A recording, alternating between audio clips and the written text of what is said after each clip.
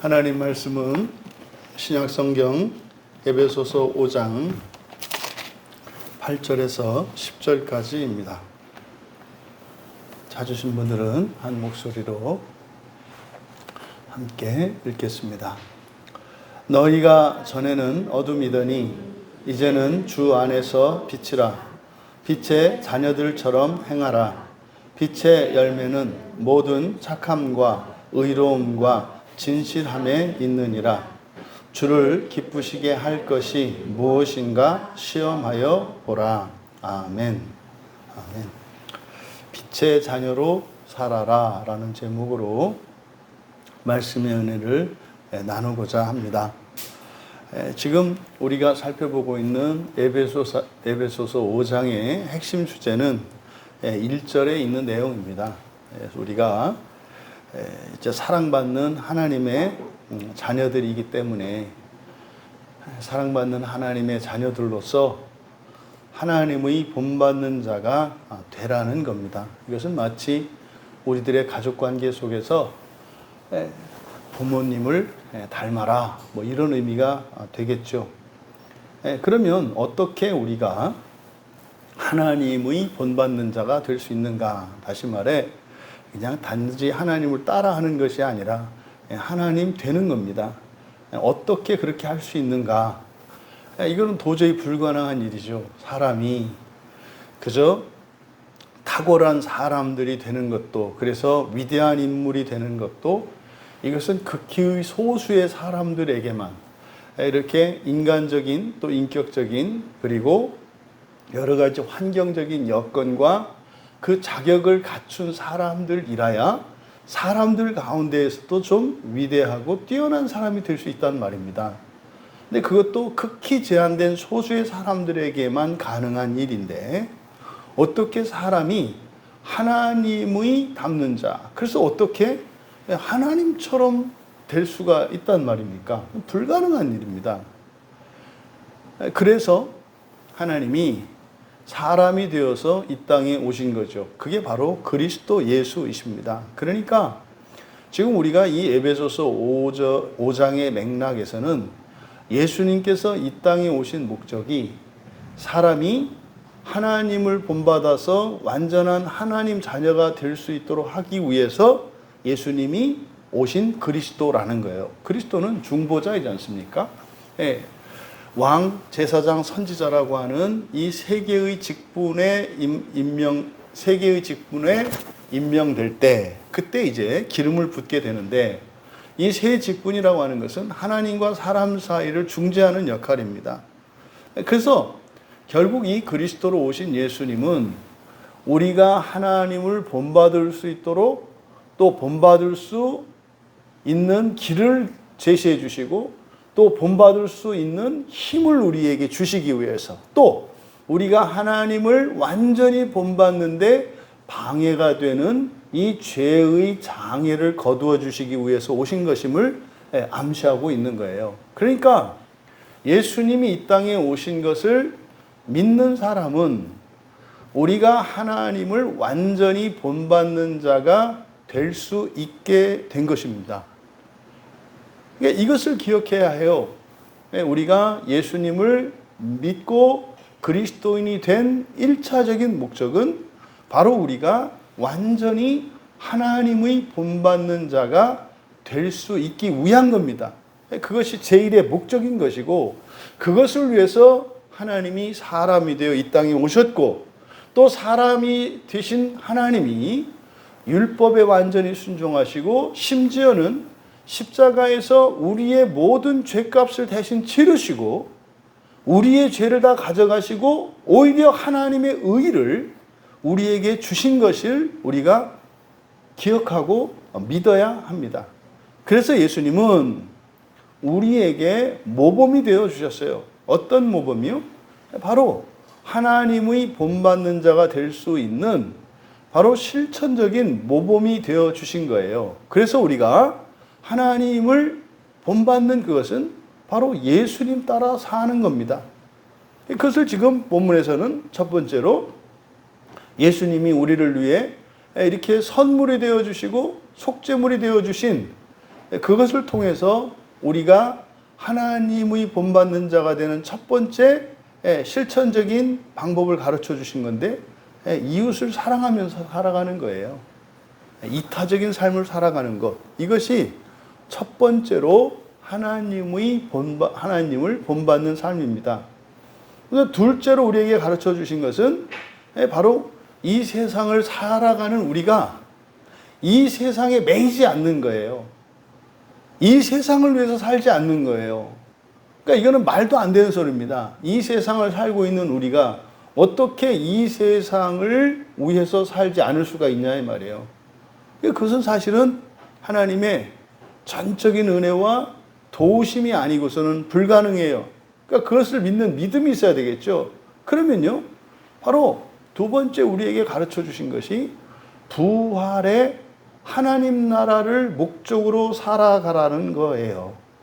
이 세속에 매이지 말고. 그래서 이 세상에서 하는 모든 일들은 목적이 다 하나님 나라와 부활에 있어야 한다는 겁니다.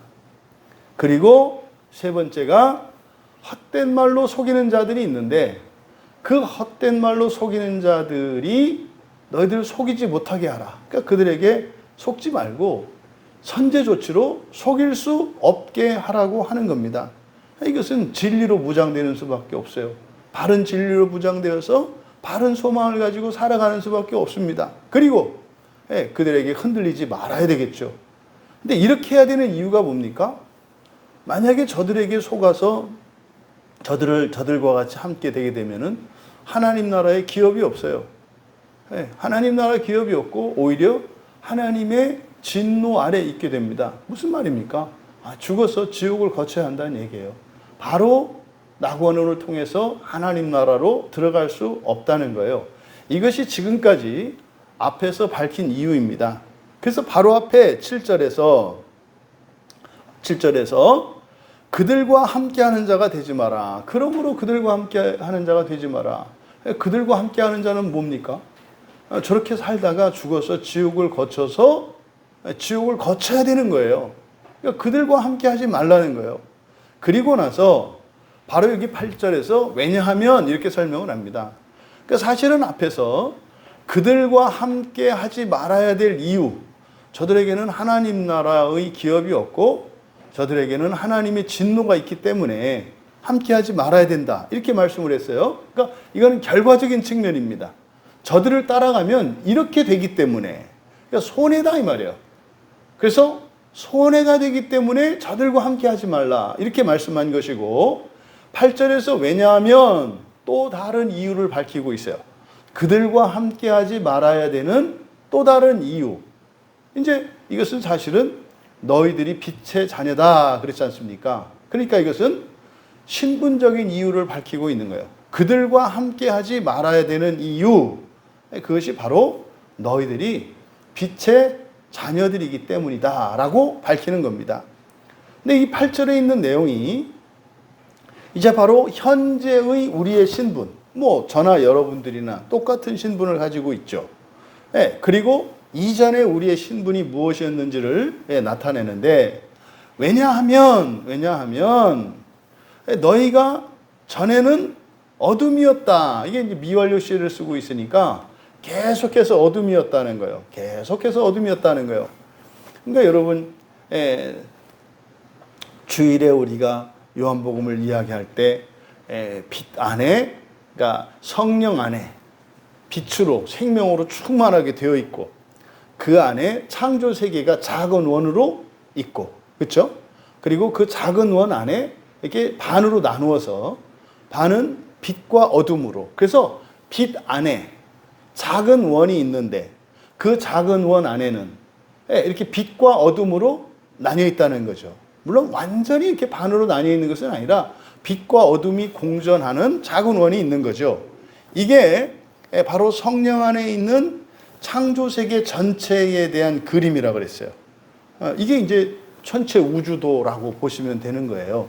그것과 연관지어서 바로 전에는 너희가 어둠이었다. 그러니까요, 바로 그 작은 원 안에 있는 어둠에 우리가 계속해서 속해 있었다는 거예요.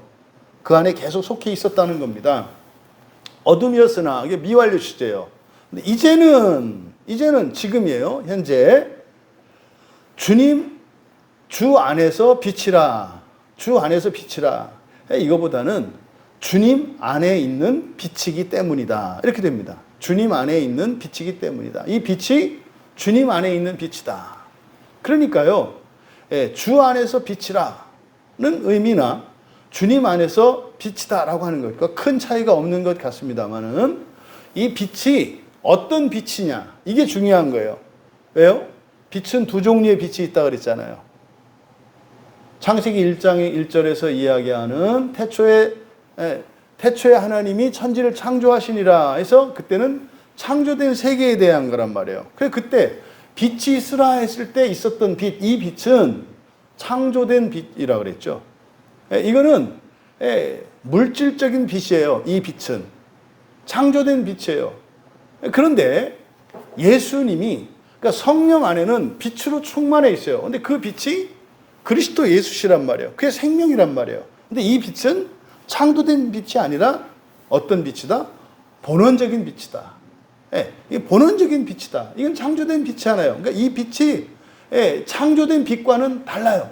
창조된 빛은 발광체로부터 발하여지는 빛이에요. 근데 이거는 또 가려질 수도 있고 흐려질 수도 있는 빛이에요. 이 빛은. 그런데 본원적 빛이신 예수 그리스도, 그 예수 그리스도의 그 빛이라고 하는 것은 본원적인 것이기 때문에 여기에는 어둠이 없어요. 그래서 하나님께는 어둠도 빛이다 이렇게 말씀을 드렸잖아요.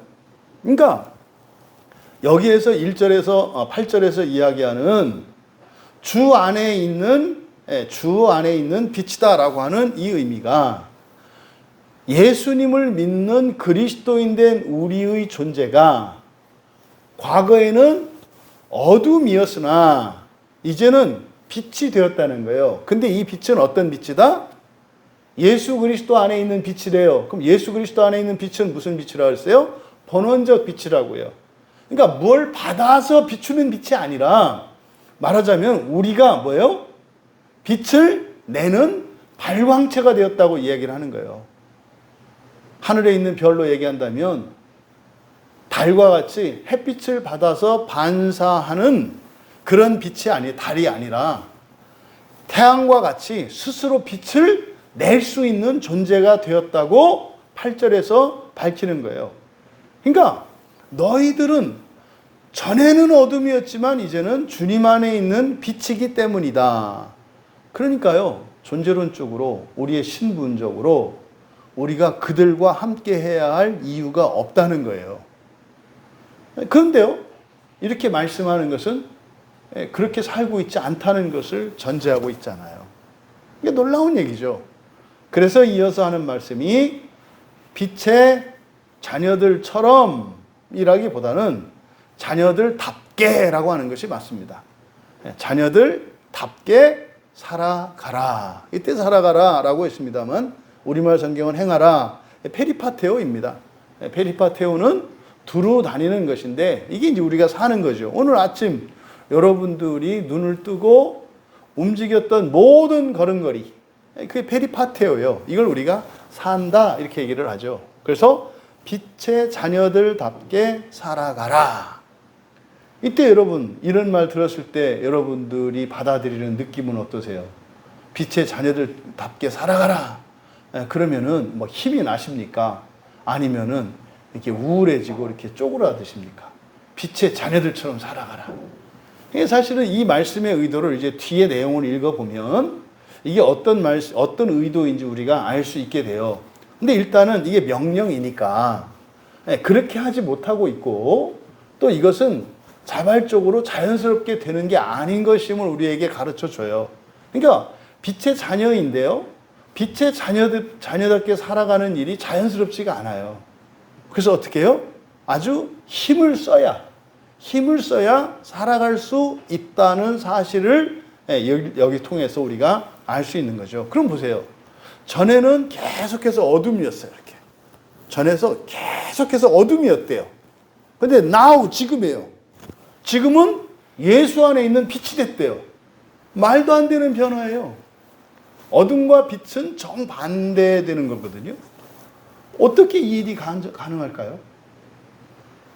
그러니까 이런 거요. 그냥 하다못해 여러분들이 오늘 이 시간 여기에 오시기 전까지 그냥 가난하고 빈털터리로 그리고 병든 모습으로 살았는데 지금 이 순간 여러분들에게는 엄청난 재산과 엄청난 힘과 건강을 가지게 되었습니다. 이런 얘기거든요. 이게 어떻게 현실적으로 가능하냐고요. 불가능한 얘기잖아요. 뭐에 대한 얘기입니까? 창조에 대한 얘기예요. 창조에 대한 얘기라고요. 그러니까 지금껏 내내 어둠으로 살아왔는데 지금 이 순간 너희들은 예수 안에 있는 빛이다라고 얘기한단 말이에요.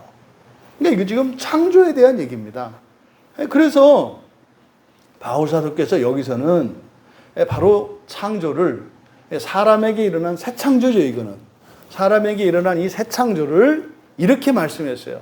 어둠이었던 너희가 지금은 주 안에 있는 빛이다. 이것을 바로 고린도후서 5장 17절에서는 뭐라고 그랬어요? 새로운 피조물이다. 이렇게 얘기한다고요. 새로운 피조물이다. 우리말 성경은 누구든지 그리스도 안에 있으면 새로운 피조물이라 이전 것은 지나갔으니 보라 새 것이 되었도다. 이렇게 되어 있습니다만 거기서 이전 것이라고 하는 게 아르케예요. 그래서 처음 것입니다. 처음 것은 지나갔다. 보라 새로운 자들이 되었도다. 똑같은 말씀을 다르게 표현한 것뿐이에요. 그러니까 창세기 1장의 아담과 그러니까 창세기 1장의 사람과 창세기 2장의 사람의 히브리어 용어가 다르다 그랬잖아요.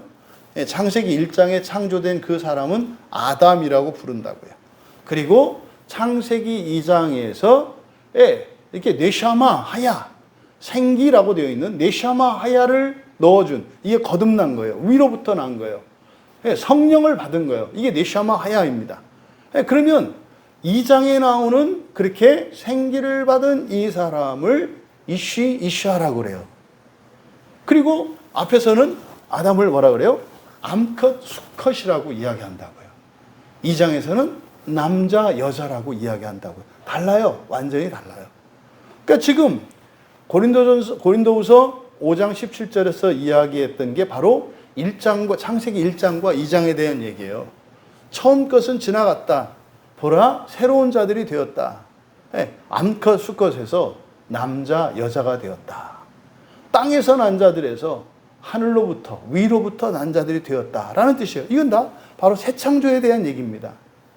근데 이것은 이 바울 사도께서 예수님이 마태복음 5장 14절에 그 산상수훈에서 말씀하셨던 그 말씀을 받아서 전하는 거예요. 예수님이 뭐라고 했어요? 너희는 세상의 빛이다 그랬어요. 너희는 세상의 빛이다. 그래서요. 산 위에 있는 동네도 숨겨지지 못할 거다 그랬어요. 이 빛은 가려지지가 않아요. 이 빛은. 바로 예수님께서 예수님의 제자들을 향하여 빛이라고 하셨던 그 말씀에 대해서 그리고 요한복음에서 말씀하셨던 분명히 우리가 주일에 요한복음을 살펴보았을 때 요한복음을 통해서 우리가 알게 된 삼위일체와 그리고 성부, 성자, 성령의 이 삼위일체 하나님의 관계성에 대해서 바울 사도는 분명히 알고 계세요. 그래서 지금 이런 말씀을 하고 있는 거예요. 너희들이 전에는 어둠이었더니 지금은 빛이다. 그러니까 이것이 바로 바울 사도도 우리들이 알고 있는 것을 이미 알고 계셨어요. 물론 우리들이 사실은 이런 서신서들을 통해서 그리고 예수님의 이 복음서를 통해서 그리고 요한계시록을 통해서 또 구약의 증거들을 통해서 이것을 더 확증하고 있습니다만은 사실은 구약의 선지자들이 알았던 것들과 사도들이 아시고 전하셨던 것과 오늘날 우리가 듣고 깨달은 것들이 하나도 다르지가 않다는 것을 알 수가 있어요. 그럼 여기서 빛의 자녀들답게 살아라 라고 했지 않습니까? 여기서 이제 빛의 자녀들 이게 왜 본원적 빛이다 이렇게 말씀을 했냐면 여기에 테크논을 쓴다고요. 테크논, 빛의 자녀. 테크논은 뭐라 그랬어요? 그것의 새끼, 그것의 자식이라는 뜻이에요. 그것이에요. 그래서 부모가 낳은 자식. 이건 내 새끼요. 라고 할 때 이건 뭐 내가 낳은 걸 말한다고요. 그러니까 동류를 가리키는 말이에요. 이 테크나는. 테크논 그러면은 바로 그 자녀들 할 때 그 자녀는 빛이 나온 빛이다 이 말이에요. 이게 이제 빛이 나온 빛이니까 그 빛이 빛이라고 해요. 본원적 빛이다 이 말이에요. 그래서 빛의 자녀. 그 답게 살아라. 그러면 이때 보세요. 종종 우리들이 이제 뭐 저도 그렇게 이해를 했었죠. 아, 우리들은 빛을 하나님의 영광을 받아서 이렇게 반사하는 자들입니다. 그래서 모세가 하나님의 영광을 뵙고 내려왔을 때 그의 얼굴이 빛났지 않습니까? 그거는 하나님의 영광을 받았기 때문에 그 빛이 얼굴에서 빛나는 거였어요. 그게 아닌 거죠. 모세가 수건으로 가렸던 이유는 뭐예요? 안에서 뭐 배터리로 전기를 켜놨는지 어쨌는지 몰라도 이 안에서 얼굴에서 빛이 나오는 거예요. 그래서 후광이라고 하지 않습니까? 이렇게 아우라, 사진 같은 거 있을 때. 실제로 그래서 우리들에게 빛이 나요. 빛이 나요. 이게 지금 빛의 자녀라고 하는 이 말씀에 담겨 있는 거예요. 그러면은 모세에게 일어났던 그 변화, 또 스데반이 그때 순교당할 때 그에게 일어났던 변화, 또 그 변화산상에서 제자들이 보았던 예수님과 거기에 나타난 모세와 엘리야에게 나타났던 그 부활체의 그 모습의 핵심이 빛이거든요. 아, 이런 거구나. 이런 거구나. 그러니까 우리들이 본원적 빛이 되었다는 것을 의미해요. 여러분, 되게 중요한 내용이에요. 여기에서 빛을 그냥 반사하는 게 아니라 우리 안에서 빛을 드러내는 게 내는 존재라는 거예요. 그러면 왜 우리들에게 그 빛이 안 나올까요? 그 빛을 가로막는 뭐가 있어요? 어둠이 우리 안에 있기 때문에 그래요. 그러니까 우리가 싸우는 싸움이 바로 뭐예요? 빛과 어둠의 싸움인데, 우리가 본원적 빛이 되었기 때문에 우리들은 발광체예요. 발광체라고. 그래서 우리는 빛을 세상으로 비출 수가 있어요. 근데요, 그렇게 하게 되면 여러분들에게서 하나님의 영광이 나타나요. 그러니까 이게 하나님을 영화롭게 한다, 영광 돌린다 라고 하는 말은 맞지 않다. 왜냐하면 영광을 돌린다, 영광을 드린다라고 했을 때 그렇게 할 수 있는 뭐가 없다. 그럼 영광은 어떻게? 우리들이 빛된 우리가 우리 안에서 발현할 수 있는 이 빛들을 세상으로 드러내는 것이 하나님을 영광스럽게 하는 것이고 영화롭게 하는 것이고 하나님께 영광을 돌릴 수 있는 거다. 그래서 마음 기경이 뭐예요? 우리의 마음에 우리 안에 성령이 계시고 우리 안에 빛이 이제 바깥으로 막 나오려고 하는데 그걸 둘러싸고 있는 죄가 어둠이란 말이에요. 마음 기경은 이걸 해치는 겁니다. 우리의 마음의 틈을 비집는 거예요. 그랬을 때 그 틈 사이로 한 줄기 빛이 세상을 향해서 쫙 나오는 겁니다. 이게 바로 빛과 어둠의 싸움이고 우리들이 싸워야 되는 싸움이 바로 이 싸움인 거죠. 바로 이러한 진리들을 우리가 여기서 알아낼 수가 있어요. 그러니까 여기서 빛의 자녀답게 살아라고 할 때 이 빛은 본원적 빛을 낼 수 있는 자들로서, 그러니까요, 단순한 어떤 이런 뭐 선한 행동이나 이게 아니에요. 그게 아니에요. 우리 안에서 발현되어지는 그 빛을 드러내야 되는 거예요. 이제 그 빛이 여러 가지 언행이나 이런 것을 통해서 나타나죠. 근데 우리는 아직 여전히 방해를 받고 있는 빛이라는 것을 기억해야 해요. 그러면 왜 우리들에게 빛의 자녀로 살아라? 그럼 이제 아까 말씀을 드렸잖아요. 여러분들에게 빛의 자녀로 사십시오라고 했을 때 여러분들이 받아들이는 그 느낌과 마음가짐이 어떤가? 그러니까 일반적으로 빛의 자녀로 살아라 그러면 책임과 의무를 우리에게 말씀하는 것 같아요. 빛의 자녀답게 살아라. 왜 그렇게 똑바로 안 살아? 그러면 그렇게 살아야 되는 목적이 뭘까요? 내게 있을까요? 세상에 있을까요? 하나님께 있을까요? 빛의 자녀답게 살아라 그랬을 때는 그 행동의 결과, 효과가 누구에게 미치냐 이 말이에요. 세상이잖아요. 세상. 일반적으로. 근데 사실은 빛의 자녀답게 살면 본원적 빛으로서 우리 안에 있는 빛이 어두운 세상에 비출 거니까 세상을 밝힐 것이면은 틀림이 없어요. 그런데 그게 목적이 아니라는 거예요. 그게 목적이 아니라는 거예요. 이게 지금 오늘 설교의 핵심입니다. 빛의 자녀로 살아라. 근데 이거의 목적은 바로 세상을 밝히는 게 목적이 아니라는 거예요. 그것은 뭐냐? 부수적인 효과예요. 부수적인 효과. 그래서 9절에 바로 이것을 설명을 하는데 9절에 왜냐하면 이렇게 시작됩니다. 그러니까 8절의 끝에서 빛의 자녀들답게 살아라 그랬잖아요. 왜냐하면이에요. 왜냐하면. 그러니까 이건 뭐예요? 빛의 자녀답게 살아야 되는 이유를 밝히는 거예요. 왜냐하면 빛의 열매는 모든 착함과 의로움과 진실함에 있느니라. 그럼 여러분들이 지금 우리말 성경을 읽었을 때는 어떤 의미로 받아들여지세요? 똑바로 살아야 된다. 뭐 이런 의미로 받아들여지지 않아요? 빛의 자녀라면 똑바로 살아야 되는 거니까 그래. 너희들이 빛의 자녀들이니까 그렇게 살면 안 되지. 착하게 살고 의롭게 살고 진실되게 살아야지. 그러니까 거짓말하지 말고 나쁜 짓 하지 말고 이렇게 받아들여지지 않으세요? 근데 이건 그런 의미가 아니에요. 그런 의미가 아니에요. 여기에 지금 먼저 착함, 의로움, 진실함이라고 번역된 단어들을 정리를 하고 넘어가야 되는데 여기서 착함이라고 하는 것은 아가토신의 그래서 본성을 말하는 거예요. 선한 본성을 말합니다. 선한 본성, 선한 성품, 본성적인 선함을 가리키는 말이에요. 아가토신에는 이 아가토신에 그 다음에 의로움이라고 되어 있습니다만 이거 디카이오 시네거든요. 똑같이 시네 이렇게 되어 있죠. 이게 본성적인 의입니다. 의. 그냥 의예요. 처음에 착함은 그냥 선이고요. 본성적인 선. 두 번째 의로움이라고 된 것은 그냥 의입니다. 네, 의예요. 이 의는 뭐라고 그랬습니까? 완전성이라고 그랬죠. 의라고 하는 것은. 예, 되어야 하는 상태가 의예요. 되어야 하는 상태가 의라고요.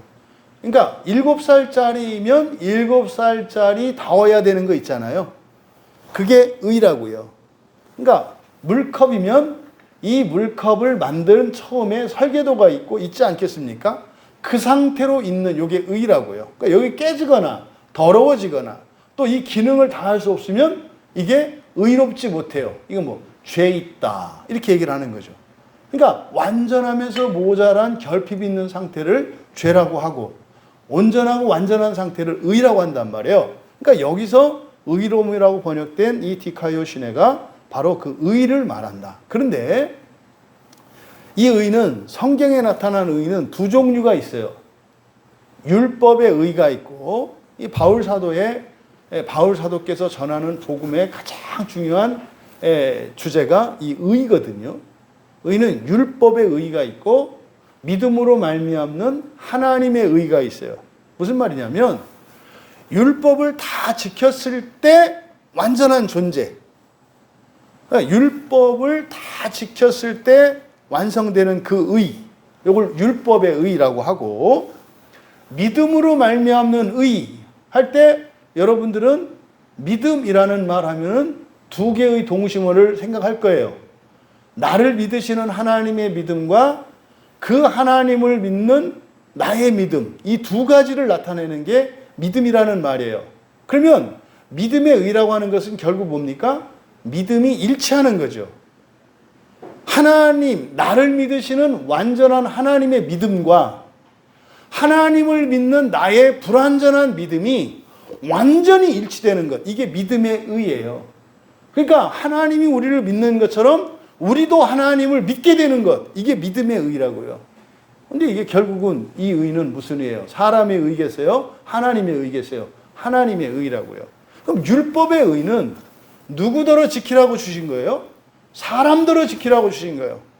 실제로 구약에 있는 율법은요, 하늘에서 뚝 떨어진 게 아니에요. 구약에 있는 모든 율법은 이전에 사람들이 저질렀던 죄악들이에요. 이미 사람들이 저질렀던 모든 실수와 잘못들을 정리해 놓은 거예요. 다시는 그렇게 하지 말라고. 살인하지 마라. 이 얘기는요, 가인이 아벨을 죽였기 때문에 이야기를 하는 거예요. 우상을 섬기지 마라. 이것은 사람이 먼저 다른 것을 의지하기 때문이에요. 아브라함이 여호와 하나님께서 부르셨잖아요. 그래서 어떻게 해요? 본토 친척 아비의 집을 떠나서, 고향 다 떠나서 어딘지도 모르고 떠났잖아요. 이거 대단한 사건 아니에요? 엄청난 사건이에요. 터전을 떠나서 직장도 버리고 집도 떠나고 다 버리고 그냥 가는 거예요. 근데 어딘지도 몰라. 어딘지도 모르고 가는 거예요. 엄청난 사건이에요. 그러니까 믿음으로 그렇게 했다고 한단 말이에요. 그랬던 아브라함이 시험이 오니까 그 시험이 뭐였어요? 아브라함의 경우에는 창세기 12장에 기근의 시험이었다고요. 기근. 근데 사실은 그 시험 과목은 기근이었는데, 사실은 그 기근은 무엇을 시험하기 위한 거였냐면 아브라함의 근본 감정이었어요. 아브라함은 그때 기근을 만났을 때 두려움이 컸어요. 두려움. 야, 여기 있으면은 굶어 죽겠구나. 두려움이 찾아온 거예요. 근데 보세요. 이거는 완전히 상반되는 거예요.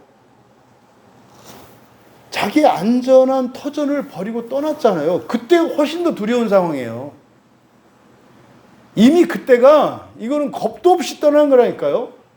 그거는 사실 뭐예요? 그러니까 하나님의 은혜로 떠난 거죠. 은혜로.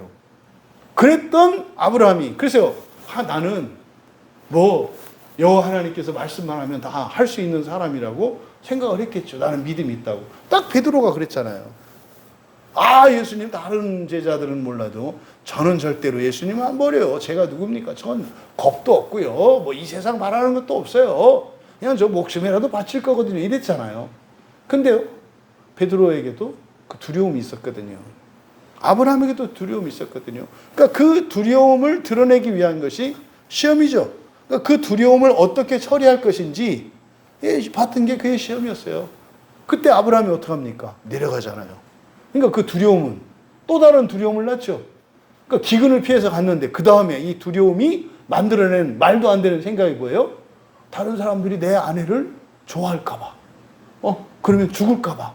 이거는 말도 안 되는 상상이에요. 현실과 상관이 없는. 이걸 갖다가 뭐 고대 근동의 문화적인 배경, 이거 설명하는 것은 매우 잘못된 설명이에요. 그럴 가능성도 없었고 뭣도 없어요. 왜요? 하나님이 함께 하시는데 그런 일을 내버려 두겠어요? 실제로 그 뒤에 기사를 보면은 알 수 있잖아요. 아브라함이 속이고 거짓말해서 자기 아내를 넘겨줬는데도 하나님이 지켜주시잖아요. 그러면 거짓말 안 하고 당당하게 내려갔더라면 당연히 더 안 일어났겠죠. 근데요, 두려움은 또 다른 두려움을 낳고 그 두려움은 엉뚱한 생각을 만들어내 또 내려갔잖아요. 이게 사실은 결국 이런 두려움의 시험이었다고요. 바로 이런 과거의 역사들 속에서 사실은 창세기에 있었던 이 족장들이 저질렀던 모든 범죄들, 그러니까 아담의 후예들이죠. 아담의 후손들이 저질렀던 이 모든 범죄들을 통해서 여호와 하나님이 이게 절대로 하면 안 되는 것들을 정리해 놓은 게 율법이에요. 그러니까 율법은 하늘에서 뚝 떨어진 게 아니에요. 이 세상에서 이미 저질러졌던 범죄들을 기초해서 정리해 놓은 게 율법이다. 그러니까 율법은 누구에게 지키라고 한 거예요? 지상을 살아가고 있는 사람들에게. 그래서 그거는 사람들을 온전하게 하기 위한 거라고요. 그러면 이스라엘 백성들에게 모세를 통해서 주셨던 이 모세의 율법, 이 하나님의 율법과 그랬잖아요. 다른 나라, 다른 민족들이 가지고 있는 법은 사람이 지켜야 되는 법이라는 점에서는 연속성이 있다. 공통적이에요, 이게. 그러니까요, 유교도든 불교도든 무슬림이든 어떤 종교를 가지고 있든 아니면은 아주 성실하고 정직한 시민이든 그 나라의 법을 따르든 관습을 따르든 도덕을 따르든 종교적인 계율을 따르든 그것을 다 지키는 사람들은 온전한 사람이 돼요. 그러니까 구약 성경도 사람의 법, 사람을 온전케 하는 길을 제시하고 있다는 점에서는 구약 성경만 놓고 본다면 불경이나 사서삼경이나 이런 것들과 별다를 바가 없다. 사람의 일로만 보면. 그때는 종교의 자유가 있어요. 성경, 구약 성경에 있는 하나님의 법들을 지키고 그것을 따라 살아가는 것이나 석가모니가 창시한 불교에 있는 이런 계율들을 믿고 따라가는 것이나 또 공자가 만들어낸 이 유교의 이러한 가르침들을 따르는 것이나 완전한 사람을 만든다는 점에서는 같다 이 말이에요. 그때는 그냥 다 법이라고 한다고요. 법. 그런데 성경을 율법이라고 할 때는 이것은 단지 이 세상에 살아가는 온전한 사람들이 되기 위한 법일 뿐만 아니라 이것은 사실은 뭐예요? 하나님의 의에 이를 수 있는, 그래서 이런 연속성을 가지고 있는 법이기 때문에 구약 성경이 특별한 법이 되는 거예요. 그래서 율법이라고 하는 거다 이 말이에요. 그래서 다른 모든 나라의 법들은 하나님 나라와 연결지었을 때 불연속적이에요. 불연속적이라고요. 근데 구약 성경은 연속적이에요. 이게 연속성이 있다 이 말이에요. 이것이 구약 성경이 다른 어떤 경전과 차별화되는 겁니다. 그러면 그 구약 성경에 전기가 들어오게 하는 것처럼 불을 밝히게 하는 게 신약 성경이라고요. 신약 성경으로 빛을 밝히면 이 구약 성경에 제시된 이 율법이 복음이 돼요. 지금요, 끝도 없이 율법과 복음에 대해서 논쟁이 끊이지를 않아요. 왜 율법과 복음에 대해서 논쟁이 끝나지 않느냐? 의에 대한 잘못된 전제 때문에 그래요. 성경에서 말하는 의는 두 종류의 의가 있다고요. 사람의 의와 하나님의 의. 근데 하나님의 의를 인정하지 않고 믿질 않아요. 개혁신학 자체도 이때 하나님의 의라는 것은 뭐예요? 우리가 완전한 하나님의 의를 입었다고 하는 것. 본성상 이런 뭡니까? 이게 본원적인 빛이 되었다고 하는 이것을 믿지는 않아요. 그러니까 이거를 법정적으로 관계적으로만 받아들이니까. 그러니까 우리는 그냥 사람일 뿐이라고 딱 못 박아뒀기 때문에 복음과 율법이 하나가 될 수 없는 거예요. 그러니까 복음은 사실은 뭐에 대한 얘기예요? 사람이 신되는 이야기라니까요. 근데 그거를 다시 끌어내렸어. 무슨 신은 신이야. 사람은 사람이지. 그러니까 복음을 끌어내렸어. 근데 복음과 예수님을 통해서 우리에게 주어주신 이런 복음의 가르침과 구약에 있는 율법들이 막 충돌을 하거든요.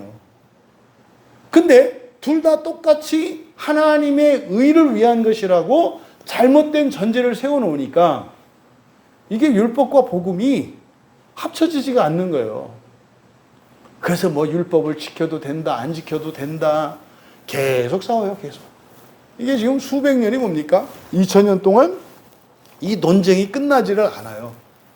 그러니까 이거에 대한 이 문제들이 끝나지 않는, 이 문제를 해결할 수 있는 단초가 뭐예요? 의의 개념을 재정립해야 되는 거예요. 성경에서는 분명히 하나님의 의와 율법의 의, 이 율법의 의는 사람의 의라고 되어 있지는 않아요. 그러니까 율법을 지키는 것이 사람을 위해서 주신 것이기 때문에 율법의 의는 곧 사람의 의라고요. 그러면 하나님의 의가 있고 사람의 의가 있는데 예수님이 우리에게 오신 것은 율법의 의, 다시 말해서 온전한 사람 되게 하기 위해서는 오실 필요가 없어요. 이미 구약 성경이, 구약의 율법이 있는데 뭘 그걸 하러 오세요. 근데 이렇게 생각하니까 기독교인들이 어떻게 생각해요? 내가 지킬 수 없는 율법을 예수님이 대신 지켜주셔서 나는 지키지 않아도 된다는 말도 안 되는 이런 결론을 내린 거예요. 심각할 정도로 오늘날 그리스도인이 잠자는 자와 같고 심한 경우는 죽은 자와 같아요. 왜요? 아무것도 하려고 하지 않아요. 잘못된 이해 때문에 그래요. 예수님이 다 이루어 주셨대. 예수님이 다 완성하셨다고 했으니까 그러니까 우리는 그냥 대충 살고 죽을 때만 기다리면 된다는 말도 안 되는 생각을 가지고 있다고요. 이게 바로 앞에 바울 사도께서 뭐라 그랬어요? 헛된 말로 속이는 자들이라고 말했다고요. 여러분, 열심히 사셔야 돼요. 신앙생활도 열심히 하셔야 되고요. 열심히 사셔야 돼요. 가정에서나 일터에서나 여러분들이 또 교회에서나 열심히 사셔야 되고 착하게 사셔야 돼요. 이걸 잊으시면 안 돼요. 근데 예수님으로 말미암아서 우리에게 자유가 된 것은 뭡니까? 우리나라 국가고시를 보면은 60점 이상이 돼야 합격을 해요. 어떤 사람이든지 상관이 없어요. 예외가 없어요. 이걸 절대평가라고 하죠. 그러니까 딱 60점이 돼야 돼요. 그리고 어떤 과목도 40점 이하, 미만이 되면 안 돼요. 40점 이상이 돼야 돼요. 모든 과목. 그러니까 40점 미만이 오면 이건 과락이 돼요. 그리고요, 평균이 60점 이상이 돼요. 그러면 90점이나 99점이나 61점이나 주어지는 건 똑같아요. 뭐예요? 자격증이에요, 그냥. 그러니까 이 절대평가에서는 더 높은 것과 더 낮은 것이 표시가 안 나요. 그냥 합격, 불합격만 이야기한다, 이 말이에요. 이게 지금 오늘날 그리스도인들이 가지고 있는 잘못된 구원관이에요. 교회 다니면 말하자면 60점 맞는 거고, 응? 또 예배 안 빠지고 11조 하고 이렇게 하면은 과락 면하지 않는 거라고 생각한다고. 그러니까 과락 면하지 않고 60점만 되려고 살아가는 그리스도인이 돼버렸어요. 근데 오늘 성경은요, 100점 내려간단 말이에요. 빛의 자녀들답게 살라는 것은 뭐예요? 완전한 빛이 되라고 얘기를 하는 거예요. 신이 되라고 얘기하는 거예요. 그러니까요, 그리스도인은 말입니다. 40점 과락을 국가고시에서 40점 과락을 면하고 60점 넘어가지고 합격증을 받아들이기 위해서 살아가는 사람이 아니라는 거예요. 뭐라는 거예요? 그거는 이미 예수님께서 이루어주셨으니까 무엇을 위해서 살아라? 100점 되기 위해서 살아라. 근데요, 개인마다 능력차가 있고 환경차가 있고 다 달라요. 그래서 완성시켜 주시는 것은 누가 하시는 거예요? 예수님께서 하신다고요. 우리는요, 할 만큼만 하면 된다니까요. 사실은 할 만큼만 한다고 했습니다만은 그렇게 함으로써 하나님이 나는 뭐 IQ도 50밖에 안 되고 말이죠. 이해력도 없고 기억력도 이랬던 사람이에요. 그런데 예수님을 믿고 진리를 받아들이니까 그 진리가 내 IQ도 올려주고 EQ도 올려주고 환경도 바뀌어주고 이렇게 해서 말입니다. 나중에는요, 놀라운 변화가 일어나는 거예요, 내 안에. 이게 예수 믿고 살아가는 거거든요. 그래서 예수를 믿으면 열심히 안 살던 사람들이 열심히 사는 거고요. 이렇게 계획성 없이 살던 사람들이 계획성 있게 살아가는 거고요. 정신없이 살던 사람들이 규모 있고 짜임새 있는 아주 단촐한 인생을 살아가게 되는 거예요. 그리고요, 결과에 대해서는 염려하지 않는 거예요. 능력에 대해서도 불안해하지 않는 거예요. 왜? 하나님이 우리의 능력이 되어주시니까. 이걸 여러분들이 여기서 이 의라고 하는 말에서 하나님의 의와 사람의 의, 이 사람의 의는 성경에서 율법의 의라고 나와 있다. 하지만 이 율법의 의라는 것은 결국 율법을 지키는 것은 사람이니까 사람의 의로 이해할 수 있다. 근데 복음은 우리에게 온전한 사람이 되라고 하는 것이 아니라 온전한 하나님 자녀 되라고 하는 것이기 때문에 우리의 목표는 뭐예요? 하나님의 의예요. 사람의 의가 아니라. 이 복음에 나타나는 게 뭐예요? 사람의 의가 아니라 하나님의 의라니까요. 이게 무슨 말이에요? 복음은 사람이 신되는 거다 이 말이에요. 율법은요, 온전한 사람 되는 거라고요. 율법을 지키면 온전한 사람이 돼요. 그래서 존경받는 사람이 되고요. 인정받는 사람이 되고, 그래서 위대한 인물이 돼요. 율법을 지키면. 바울은 율법의 의를 이룬 사람이었어요. 최고의 천재였고 존경받는 사람이었고 그랬다고요. 근데요, 복음을 듣고 나니까 이거는 사람이 사람으로서만 완전해지는 게 아니라 사람이 신 되는 거네. 그럼 절대로 율법을 지켜서는 신이 될 수 없네. 아, 이거는 믿음으로만 되는 거네. 이거를 전하는 게 바울 서신이 다 요 내용이에요, 요 내용. 그래서 의와 관련해서 여러분들이 이거를 잘 구분을 해 주시기 바라고. 그래서 사람이 의롭게 된다라고 할 때 성경에서 사람의 의가 아니에요. 하나님의 의로 의롭게 되는 걸 말해요. 이것은요, 그리스도를 믿음으로써만 가능해요. 온전한 사람 되는 거는요, 예수님 안 믿어도 돼요. 온전한 사람이 뭡니까? 사람으로서 갖추어야 하는 모든 것을 갖추는 거잖아요. 인격적인 사람, 예수 안 믿고 교회 안 다니는 사람도 될 수 있다고요. 부자인 사람, 예수 안 믿어도 부자일 수 있다고요. 건강하고 아름답고요, 예수 안 믿어도 될 수 있다고요. 그러니까 우리가 추구하는 의는 사람의 의가 아니라 하나님의 의예요. 이게 우리 교회의 사명이에요. 사실은 이게 우리 교회의 사명이보다는 성경의 가르침이거든요. 교회는 자꾸 사람으로 살려고 하는, 더 나은 사람이 되려고 하는 사람들에게 여러분은 사람이 아니라 하나님의 자녀들이고 신되기 위해서 살아야 합니다. 이런 거예요. 닭장에 들어있는 독수리. 닭장에 들어있는 독수리에게 알이나 잘났고 꽃기화하는 닭이 되는 게 아니라 창공을 날아오르는 독수리라고 얘기하는 게 교회예요.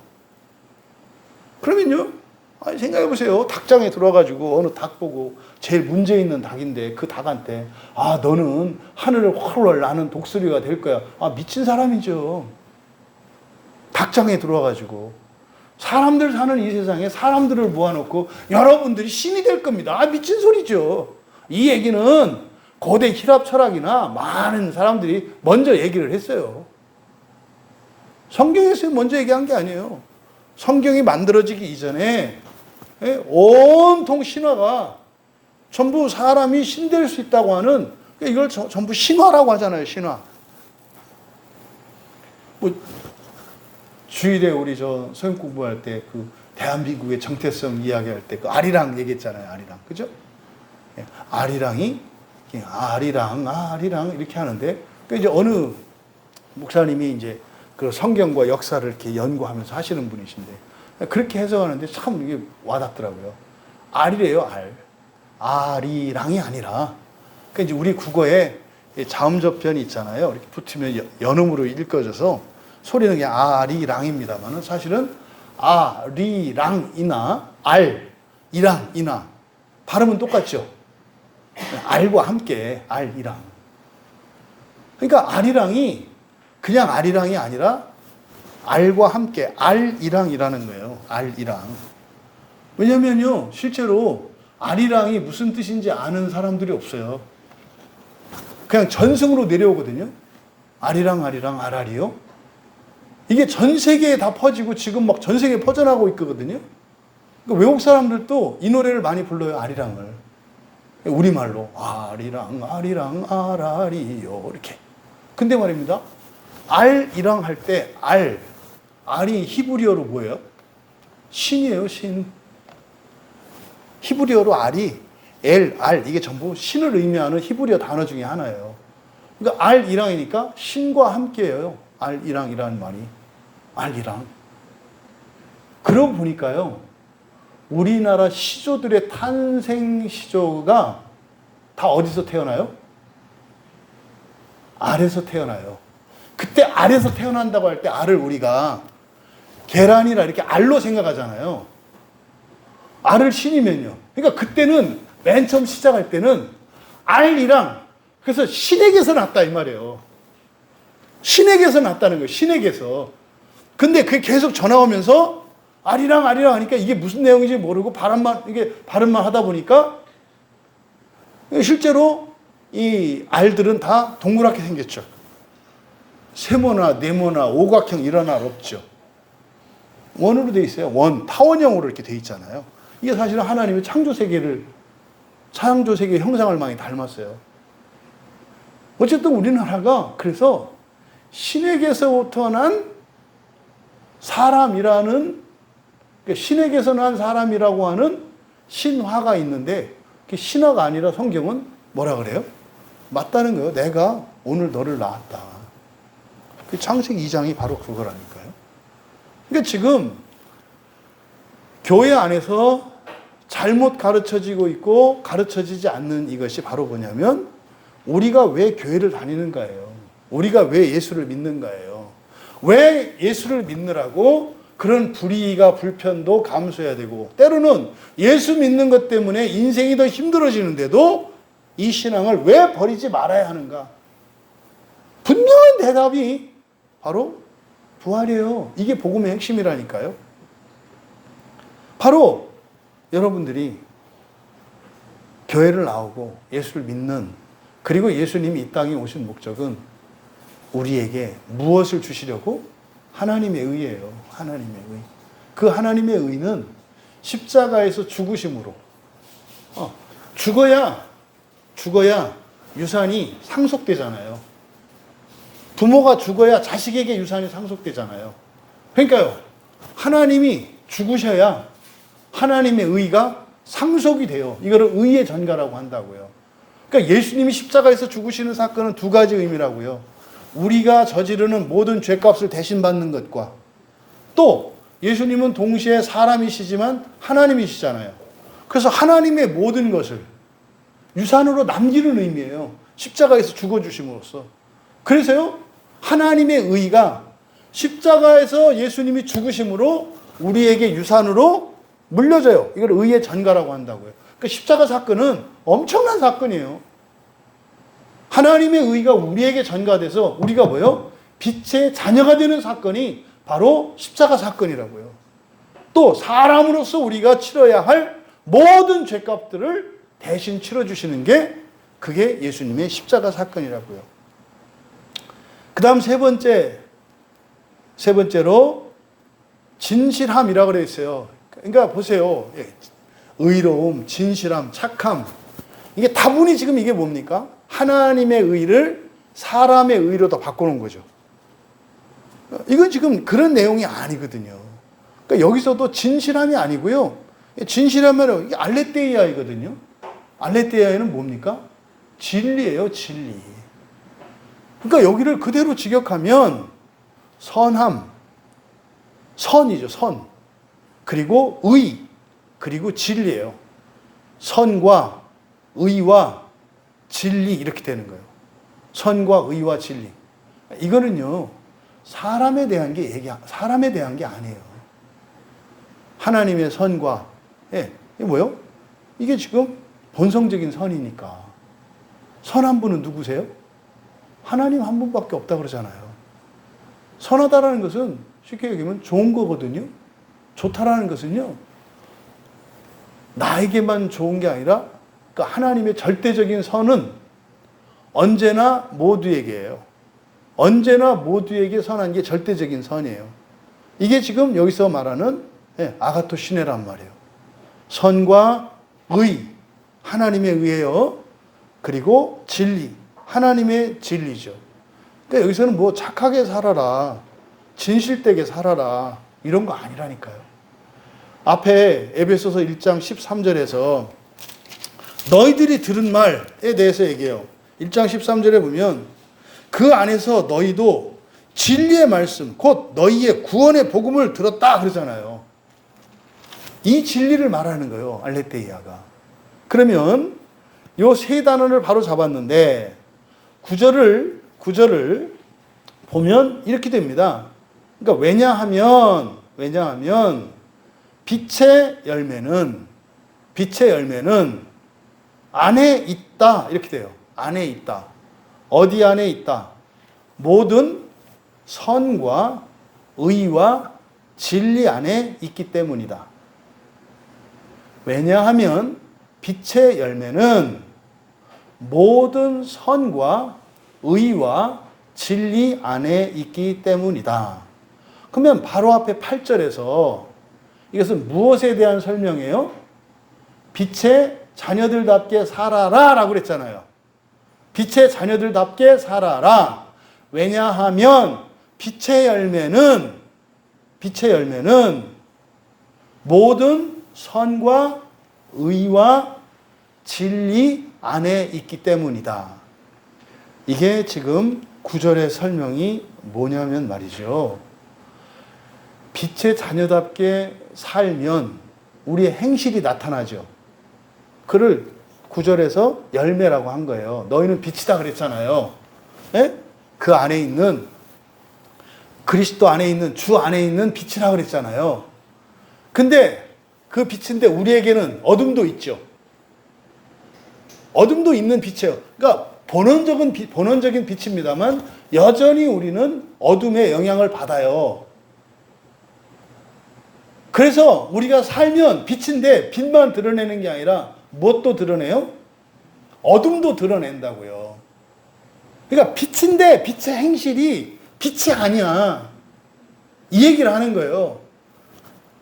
그런데 너희들의 그 빛의 열매, 이때 빛의 열매는 글쎄요, 빛은 너예요. 너희들의 행실, 그러니까 열매가 행실이죠. 너희들의 말이나 행동이나 어떤 뭐 선택이나 결정, 행동, 이런 모든 거예요. 이게 빛의 열매란 말이에요. 빛의 열매, 여기서 말하는 빛의 열매는 좋은 걸 말하지 않아요. 우리들의 삶을, 우리들의 생활 속에서 나오는 걸 말해요.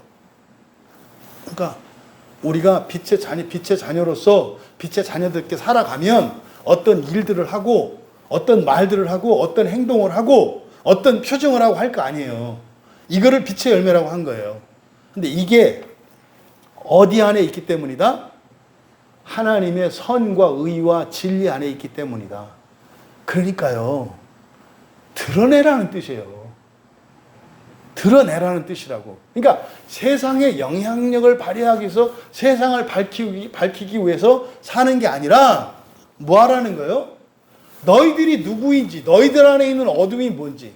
그러니까요, 이렇게 살면 우리가 하나님의 선과 의와 진리 안에 있으니까, 다시 말해서 빛 안에 있으니까 어둠이 드러나겠어요, 안 드러나겠어요? 드러난다고요. 그러니까 빛의 자녀들답게 살라고 말씀하시는 목적이 뭡니까? 우리들의 죄와 허물이 드러나게 하려고 하는 거예요. 잘하는 게 중요한 게 아니라 우리 안에 있는 죄와 허물들이 드러나기 위해서는 뭐 해야 된다는 거예요? 빛의 자녀들답게 살아야 한다는 거예요. 여러분들이 세상하고 타협하고 살면 안 드러나요. 아까 아브라함 얘기를 했잖아요. 빛의 자녀답게 살면 말입니다. 그게 드러나요. 잘못이. 인간적으로 보세요. 인간적으로 아브라함이 그렇게 한 게 잘못입니까? 기근이 들어서 살 길을 찾아간 게 잘못 아니잖아요. 우리 다 그렇게 살지 않아요? 근데요, 빛의 자녀들답게 살려면 아브라함이 어떻게 해야 돼요? 가면 안 돼요. 거기 있어야 된다고요. 거기 있어야 된다고. 그러면은요, 상황적으로는 안 돼요. 그렇게 하면. 죽는단 말이에요. 근데요, 그렇게 살아봐야 우리가 빛 안에 있다는 것을 알게 돼요. 빛 안에 있다는 게 뭡니까?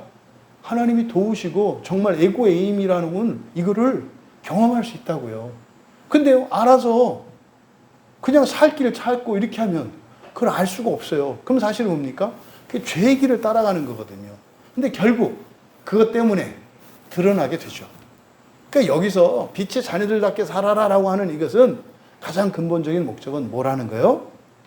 우리들이 신앙인으로 살아갈 때, 그리스도인으로 살아갈 때 그렇게 봐야 각자의 믿음과 신앙의 분량밖에 못 살아요. 근데 그렇게 살고 나면 어떻게 돼요? 뭐가 죄인지 뭐가 허물인지 드러나요. 근데 그게 어디 안에 있다고요? 하나님의 선과 의와 진리 안에 있어요. 이게 무슨 말입니까?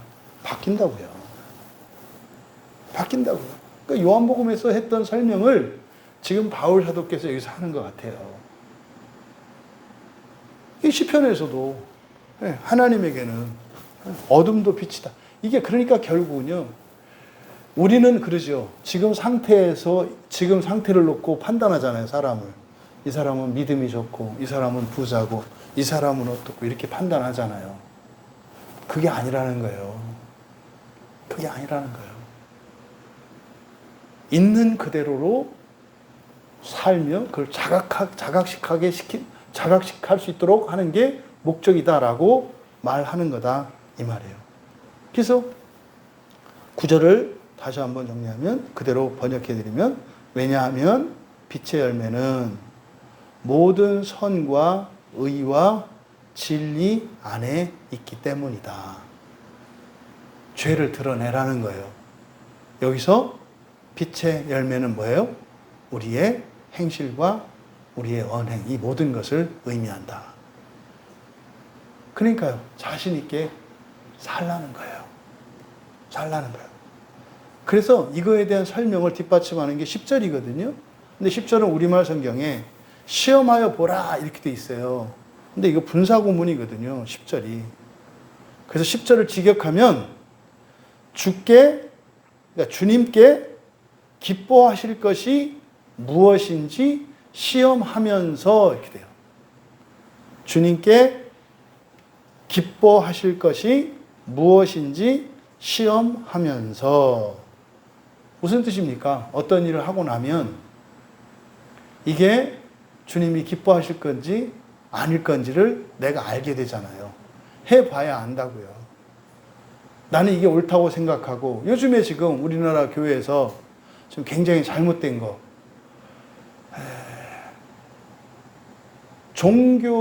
종교적인 명분을 가지고 사람을 미워하고 분열하고 저주해요. 그런 일들 하잖아요, 요즘에. 정통과 이단 뭐 이런 얘기를 하면서. 그렇게 하다 보면 그게 하나님이 기뻐하시는 일일까요? 안 기뻐하시는 일일까요? 그냥 알 수 있어요. 성경을 일일이 뭐 무슨 근거 구절을 대지 않고 또 신앙생활 그렇게 오래 하지 않은 사람이라도 우리에겐 양심의 빛이 또 있기 때문에 왜요? 우리는 이미 빛의 자녀가 됐어요. 그래서 본성적인 빛이 됐기 때문에 어둠과 빛을 구분할 수 있는 양심의 빛이 있어요, 우리에게는. 이때 우리는 거듭난 사람들, 예수를 믿는 사람들을 말을 해요. 안다니까요. 어떠한 것으로도 거짓과 분열을 조장하고 하는 일들은 하나님이 기뻐하시는 일이 아니라는 것을 알 수 있어요. 근데 어떤 사람들은 그렇게 하는 것을 서슴지 않아요. 왜 그럴까요? 자기가 믿는 하나님이 그것을 기뻐할 거라고 생각을 하기 때문에. 미국이라는 나라가 어떻게 세워졌습니까? 청교도들이 건너가서 세운 나라 아닙니까? 그때 그 사람들이 아메리카 대륙에서 맨 처음에 한 일이 뭐였어요? 원주민들을 무진무학제할 정도로 사륙한 거예요. 그거 하나님이 기뻐하시는 일이었을까요? 아니에요. 아니에요. 아니, 여러분, 형제 중에 하나가 다른 형제들 다 죽여버리고, 현찮고 말 않고 열성인자를 가지고 있다고 다 죽여버리고, 피 흘리면서 왔어. 엄마, 아버지한테. 엄마, 아버지. 우리 동생들 말이죠. 얘들이 다 이 열성인자를 가지고 태어나서 머리도 좀 멍청하고 또 힘도 없고 생긴 것도 이상하고 그래서요. 우리 가문의 우성인자를 위해서 싹 죽여버렸어요. 저만 하나 남았어요. 아버지나 칭찬해 주세요. 여러분, 이런 생각을 할 수가 있으세요? 없잖아요. 근데 그 전통이 계속 내려오고 있어요. 유대인들이 그랬고요. 그 예수님 당시에 바리새인이나 종교 지도자들이 그런 거 아닙니까? 유대인 선민의식을 가지고 또 유대인 중에서도 똑바로 된 놈과 잘못된 놈, 이거 다 저주해서 버렸잖아요. 그 전통이 고스란히 로마 캐톨릭 안으로 왔잖아요. 여기 있는 거는 우성인자를 가진 선택받은 구원받은 자들 이렇잖아요. 그리고 나서요. 아니 그거 종교개혁을 했는데 오늘날 교회들이 개신교회들이 그걸 따라서 하고 있어요. 그 전통 안에서 역사적으로 그런 일이 일어난 거예요. 교회의 이름으로 사람을 죽이고 저주하고. 아니 예수님이 그렇게 하신다고 생각하세요? 말도 안 되잖아요. 지금 이런 설교가 어쩌면 골리앗과 같은 세상을 향해서 던지는 다윗의 물맷돌 돌팔매질 하나 같을 거예요. 근데 저는 믿어요. 성령께서 그 어린 다윗의 그 물맷돌 하나를 가지고 골리앗이 넘어진 거를 진리 편에 선다면 성령이 함께 하실 것이고, 성령께서 골리앗을 무너뜨리고 여리고성을 물려뜨렸던 것처럼 동일한 역사가 일어날 걸 전 믿어요. 그러니까 그냥 담대하게 선포하는 거예요. 이거는 내가 옳고 누가 틀렸다 이 얘기가 아니에요. 어둠에 대해서 얘기를 하는 거예요. 이 시대의 어둠, 세상의 어둠에 대해서 말하는 거예요. 분명히 오늘 성경은 너희들은 빛의 자녀다. 너희들은 번원적 빛이다. 따라서 하는 종이나 이게 아니라 너희들이 하나님처럼 세상을 향해서 빛을 발할 수 있는 너희들이 광명체들이야. 이렇게 얘기를 하는 거예요. 근데 그거를 믿지 않는다 이 말이죠. 그러려면 어떻게 해야 된다는 거예요? 세상을 비추는 게 목적이 아니에요. 우리가 우리 되기 위해서는 우리답게 살아야 한다는 거예요. 그렇게 함으로써 우리 안에 있는 어둠을 발견하게 돼요. 그래서 이거는 하나님이 기뻐하시는 게 아니겠구나. 나는 이게 옳다고 생각을 했는데 해보니까 누군가가 우네. 누군가가 죽어나가네. 누군가가 사이가 틀어지네. 이렇게 하는 것이 나는 옳다고 생각했지만 차라리 이럴 때는 하지 말아야 되는 거구나. 여러분, 옳은 일을 항상 하는 게 아니에요. 어떤 때는요, 더 옳은 것을 위해서 옳은 것을 참고 기다려야 할 때가 있어요. 어떤 때는요, 병을 고치기 위해서 독을 쓰잖아요. 어떨 때는요, 그래서 정말 하나님의 의의 길을 가기 위해서는 인간적으로 악한 것과 같은 그런 행동과 그런 일을 해야 할 때가 있어요. 이 세상이 그렇단 말이에요. 왜? 빛과 어둠이 함께 있기 때문에. 지금 오늘 바울 사도께서는 바로 그 이야기를 하시는 거예요. 여러분들이 빛의 자녀로 살아야 되는 이유는 여러분들이 하나님의 자녀이기 때문이고, 여러분은 하나님의 의를 위하여 살아가고 있기 때문에 여러분 안에 있는 이 사람의 의에 대한 기준, 그리고 하나님 의에 대한 이 기준, 이게 충돌을 한다고요. 근데 어떻게 해요? 살아봐야 해요. 살아봐야. 사람의 의와 하나님의 의는 연속성도 있고 불연속성도 있어요. 그래서요, 어떨 때는 일부러 약한 척 해야 되고요.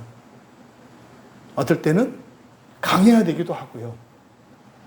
그런 거예요. 부디 여러분들이 빛의 자녀로 사십시오. 빛의 자녀로 살아라. 라고 하는 이것은 여러분이 여러분의 생각과 감정과 여러분의 의지, 여러분의 열심이 과연 하나님을 기쁘시게 하는 것인지, 다시 말해 하나님이 기뻐하시는 것과 일치하는 것인지 일치하지 않는 것인지 뭐하기 위해서? 시험해 보기 위해서. 시험해 보기 위해서 여러분들이 그렇게 살아가는 거라는 거예요. 두려워하지 마세요. 왜요? 빛의 행실은, 다시 말해 여러분의 모든 것은 어디 안에 있기 때문에? 하나님의 모든 선과 의와 진리 안에 있기 때문에 잘못될 수 없어요. 걱정하지 마세요. 이 안에 있다니까요. 그러니까 빛 안에 있는 어둠이라는 것을 잊지 마셔라. 근데 바울 사도께서 이렇게 말씀하는 게 뭐예요? 어둠을 감추는 거예요. 어둠을 감추는 거. 그래서 어떻게 해요? 빛을 드러내면서 살라는 거예요. 이 빛은 우리는 빛이라고 생각하지만 막상 드러내놓고 살고 보면 그게 빛이라고 생각했던 게 빛이 아니라 어둠이었다는 걸 깨닫게 되고 그것을 고칠 수 있도록 회개할 수 있는 기회가 되기 때문이에요. 여러분들이 빛의 자녀로서, 다시 말해서 여러분의 양심을 따라서 살지 않으면 여러분이 선하다고 여기는 것과 하나님이 선하다고 여기는 것, 여러분이 의롭다고 여기는 것과 하나님이 의롭다고 여기는 것, 그리고 여러분이 진리라고 믿는 것과 하나님이 진리라고 인정하는 것 사이에 차이점을 발견할 수가 없어요. 이거를 가지고만 있으면. 그래서 어떻게 해라? 빛의 자녀처럼 그걸 드러내면서. 그래서 여러분 생각 말하세요. 여러분의 느낌 말하세요. 여러분의 이런 어떤 계획과 소원 하세요. 해보면 하나님 뜻과 나의 뜻이 일치하는지 일치하지 않는지 그것을 깨닫게 될 것이다. 이렇게 여러분들이 빛의 자녀로 살아가시면서 잘하려고 하지 마시고 빛의 자녀로 사셔라. 염려하지 마라. 틀릴까봐, 잘못될까봐, 그 심판받을까봐 염려하지 마라. 그리스도께서 이미 모든 그 심판을 다 받으셨고 그 죄값을 다 치르셨다. 우리가 그런 실수를 통해서 하나님과 내가 다른 점이, 상이점이 무엇인지를 깨닫는 게 중요하다. 그리고 하나님과 일치되어 가며 하나님의 본받는 자 되어가기 위해서 우리가 빛의 자녀로 살아가는 것임을 기억하시고 여러분들의 인생의 목적과 또 살아가는 이유가 더욱 분명해지시기를 주님의 이름으로 축원합니다. 말씀을 생각하며 우리 함께 기도합니다. 우리가 살아가는 모든 것, 빛의 자녀로 산다라고 하는 게 모범적으로 살아라, 착하게 살아라, 다른 사람들보다 나은 사람이 되라. 아니요. 있는 그대로 살라는 거예요. 우리 안에는 거짓과 허위가 많아요. 착하지 않은데 착한 것처럼 보여지는 경우도 있고 착한데 악한 것처럼 보여지는 경우도 있어요. 도대체 너는 누구냐 이 말이에요. 너는 누구냐. 맞춰서 살지 마라. 빛의 자녀로서 너는 절대적으로 하나님의 선과 의와 진리 안에 있으니까 그냥 너로 살아라. 그래서 살이 패인 곳에는 살이 차올라야 되겠고 찢어진 곳에서는 꿰매지고 상처 치유가 돼야 되겠고 그리고 한쪽 팔이 없다면 그 팔이 생겨야 하는데 마치 있는 것처럼 다른 것을 끌어다가 이걸 끌어다가 저쪽으로 붙이고 저걸 끌어다 이렇게 해서 늘 쫓기고 늘 참고 그렇게 살지 마라. 자유롭게 살아라. 빛의 자녀로 살라는 것은 바로 이 말씀입니다. 주여 내가 두렵습니다. 주여 내가 수치스럽습니다. 주여 내가 외롭습니다. 주여 미움에 빠지지 않게 하옵소서. 정말 내가 나로 살아도 됩니까? 오늘 성경은 말씀해요. 된다. 다만 주 안에서 살아가라. 그러면 내가 너와 함께 너를 온전케 하고 거룩케 하겠다라고 하는 약속이 이 말씀 안에 있습니다. 그래서 정말 하나님의 기뻐하심이 나의 기뻐함이 되기를 소원하고 그것을 목적을 따라 살아가기로 결단하고 주여 내 안에 있는 허위들을 내려놓게 하시고 두려운 것과 수치스러운 것들을 내려놓게 하시고 빛의 자녀된 나로서 빛으로 살게 하옵소서. 그래서 주님과 완전히 닮은 그 보는 저 빛의 영광 부활을 이루시는 분이 주님인 것을 믿으며 살게 하옵소서. 우리 같이 기도합니다. 전능하신 하나님, 예수 그리스도로 말미암아 저희들이 빛이 된 것을 믿습니다. 그러함에도 여전히 저희 안에는 어둠이 공존하고 있어서 저희들이 빛으로 착각하고 있는 어둠이 있고 어둠으로 착각하고 있는 빛이 있음을 믿습니다. 오늘 주신 말씀과 같이 저희들이 이미 그리스도 안에 빛이 되었사오니 저희들의 어둠과 빛이 무엇인지 분간하기 위하여 살아가는 저희들 되게 하시고 저희들이 살아갈 때 자유롭게 살게 하여 주셔서 참으로 저희 안에 빛 된 것과 빛을 가리는 어둠이 무엇인지 일상생활 속에서 늘 깨닫고 하나님의 은혜를 구하며 어둠을 빛으로 바꾸며 점점점 그 영광의 광채가 더하여지는 복된 인생을 살게 하옵소서. 감사하며 예수님의 이름으로 기도하옵나이다. 하늘에 계신 우리 아버지여, 이름이 거룩히 여김을 받으시오며 나라에 임하옵시며 뜻이 하늘에서 이루어진 것 같이 땅에서도 이루어지이다. 오늘날 우리에게 일용할 양식을 주옵시고 우리가 우리에게 죄진 자를 사해 준 것 같이 우리의 죄를 사하여 주옵시고 우리를 시험에 들게 하지 마옵시고 다만 악에서 구하옵소서. 대개의 나라와 권세와 영광이 아버지께 영원히 있사옵나이다. 아멘.